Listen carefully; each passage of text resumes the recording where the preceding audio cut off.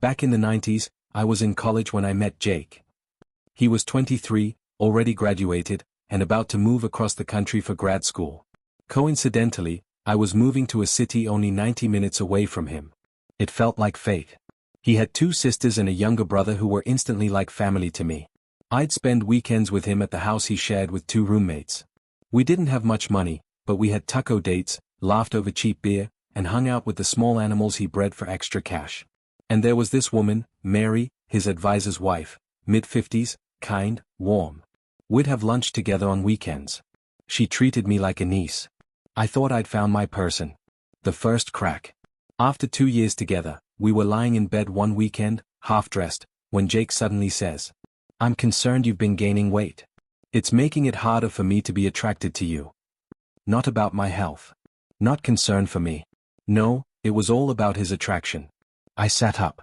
"Well," I said, "maybe you should make sure there's better food here than crackers and cheese when I visit."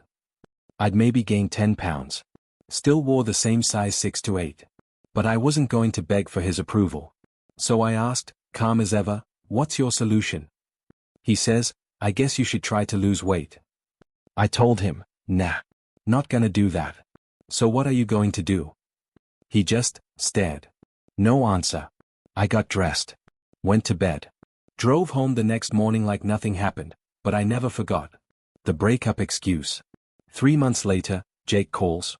"I think we should break up. You don't know enough about science." That was his reason.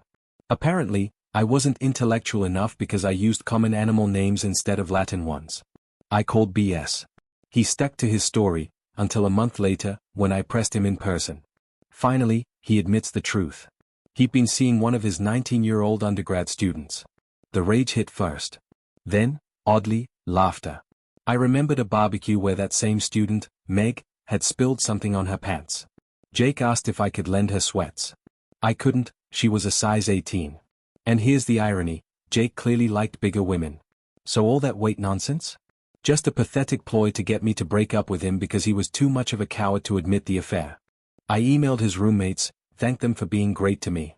They confessed they'd known about Meg and had pressured Jake to come clean.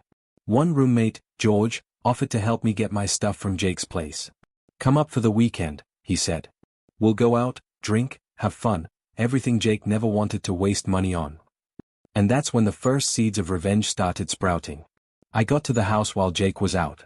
Took photos of everything, including an endangered animal he kept illegally without permits, plus another species banned entirely in the state. Then George and I went out drinking. When we got back around midnight, Jake and Meg were in the living room. I walked in wearing a short dress, hair messy, George practically carrying me. We giggled our way into his room.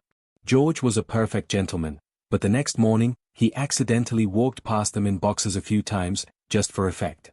As I slowly ate a donut in my rumpled dress, Jake snapped. "You don't have to act like a whore in front of me." I smiled.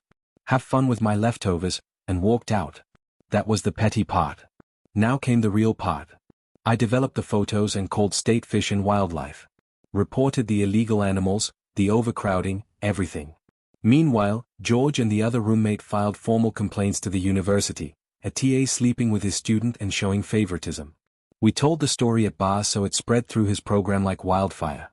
I also called Mary, Jake's advisor's wife, and forwarded the email where he admitted the relationship. She was furious. She took it straight to her husband. Weeks later, George calls, thrilled, Fish and Wildlife was at the house. Animals confiscated. Meg told officials they all belonged to Jake. Officers saw the illegal species through the window, got a warrant, and took everything except some guppies. Because PhD students rely on grants, and Jake had just gotten a $30,000 EPA grant, I made another call. Reported him for harboring endangered animals. Jake and Meg married, had 2 kids. He went back to breeding animals. I stayed friends with his siblings. One even told him at a bridal shower, when he complained about them still being friends with me. I don't make it a habit to be friends with homewreckers. That's when his parents finally learned the truth, 10 years after the breakup. 2 decades later, I was guest lecturing at a major university. Afterward, a voice says, "Hey OP, long time no see." It was Jake. I played dumb. "Sorry, have we met?" Then, "Oh, Jake. Guess I blocked you out." Later that night, the faculty mentioned he was interviewing for a teaching position. I casually dropped. "Oh, that's surprising. He had to leave University X for sleeping with a 19-year-old student." They exchanged looks. A week later, my friend Mary calls. Someone pulled Jake's old file during a background check. All the complaint letters. The firing. Even his arrest record for the animals. "I don't think he's getting that job.